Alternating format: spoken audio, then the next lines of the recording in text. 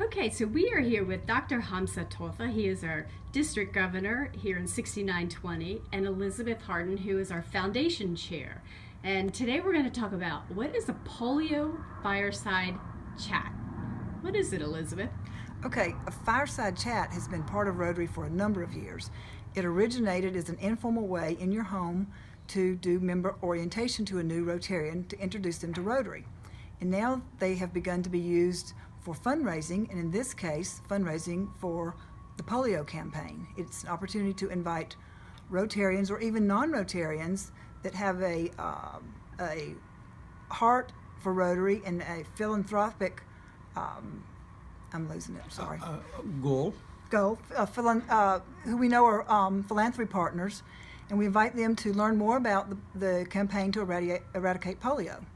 Very good. So Hamza, your career with Rotary started back in the early 80s, and Yes. that was right in the beginning of this trying to eradicate polio. Yes. What was that like back then? Yeah, I was part of the original campaign, the first polio, we call it Polio Plus campaign in 85-86. And I was the coastal Georgia area Polio Plus coordinator. And during that campaign, we raised $140,000 towards the first campaign goal of $120 million worldwide. I'm happy to say that Rotarians exceeded that goal for the first campaign. We raised $140 million in our district. Obviously, we did our share plus more, raising $140,000 versus a goal of $120,000. More importantly, I was delighted to be part of the group of Rotarians that work together to raise polio awareness in our communities and in our schools.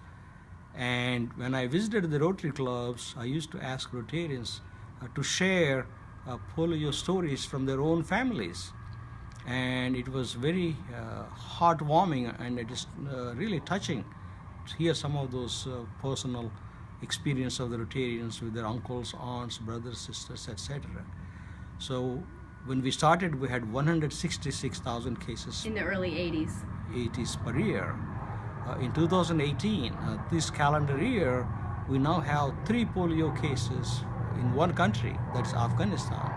So we are very close to getting the job done. It is a 30-year-long marathon. We're in the final sprint. So it is an opportunity for Rotarians and non-Rotarians alike to partner with us and be a part of history of eradicating this deadly global epidemic called polio once and for all from planet Earth. Why is it so expensive to eradicate polio? It's expensive because it takes more than one vaccine, and in some of these countries where the hygiene is not that good and the health is not that good of the children, it takes more than one vaccine, and it takes more than 1 year of no polio cases for them to be declared polio free. And also, while we have declared many countries in the world polio free, but since we still have one country, It can travel. It can travel. Every child in any other country is at risk, so we need to continue to monitor and do the environmental sampling as well as repeat polio shots, so that even the children in the countries that are declared polio free are protected from any chance of contamination from this one country. So there's what are the environmental? And there is a sense of maintenance Yeah. in some of these countries. There's so much research.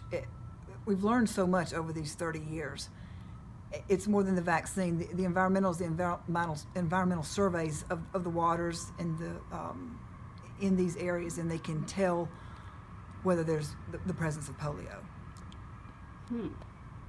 So, when was the last case in the United States? Do we know? If I remember correctly, it was in late 50s or early 60s. We need to verify that. You know what? I think people forget about it. I mean, it's been eradicated for a while. Can you stop it, because I want to check that, But they Google So it. I think that's what started Rotary in wanting to eradicate polio worldwide. Was polio had been eradicated in the United States, and the Right. goal was to eradicate it worldwide. Mhm. And we started in the Americas. I believe after the United States, I think Canada was the next country that was declared Last polio-free. And as our polio case. neighboring countries became polio-free, they joined us in the campaign to eradicate polio worldwide. I think after the Americas, then then Europe was the next area to be So- declared polio-free. So somewhere I heard. Well, it is 1970. Why is that early? Since 1979, no cases of polio have originated in the United States. So we've been But that's polio free since 1970. What? 9. 79. 79. Wow. I thought it was bad. So and then the campaign started in the early '80s. So that Yeah. that That sounds makes that sense. sounds about right. Yeah. Yes, because it was after the United States was polio-free.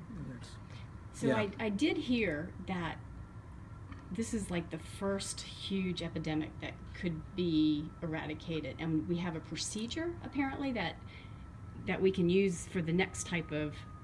Yes. So what this polio eradication has done is to set up global networks for delivering these critical, sensitive vaccines, and this is the global logistical chain or global chain, and so we were able to tackle Ebola crisis Right. so quickly and efficiently because of the medical global health chain we already have in place through polio, and using this logistical chain. Yeah. It's like logistics, protocols, partnerships. Yeah, and we're able to take care of the Ebola crisis. So it's almost like you have a template, and it was being used for polio, and the template could be used for other things like the Ebola crisis. So if somebody contracts polio, what happens? I mean, what's going to happen to these 3 children in Afghanistan that have contracted polio? Well, Oh, it depends. There are yeah, varying degrees yeah, of, yeah. of the disease, but in its worst case, it's crippling. And then there are even symptoms post-polio. Numerous polio survivors. Like the iron lung, I've heard about that. You've heard about the iron lung, which Yeah. was part of the treatment Mhm. and survival. But even after they may have recovered from that and may have some sort of prosthetic or some aid for mobility, but then it's just other healthcare issues that are related to the polio. Yeah, actually, they found recently that post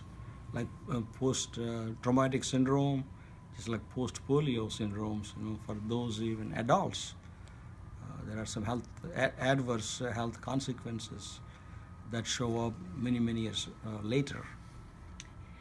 So what can Rotarians, what can civilians, what can everybody do to make the last mile of this happen, to get rid of all of polio?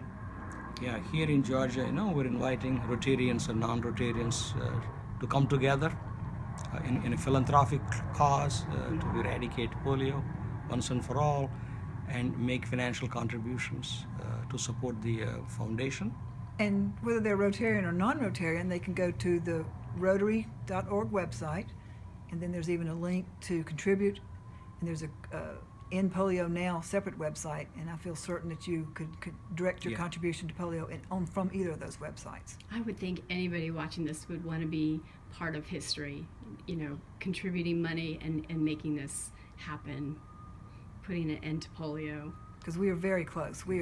It is 99% eradicated, but we are so close to being finished. Well, very good. Thank you very much. Thank you, Marjorie. Thank you.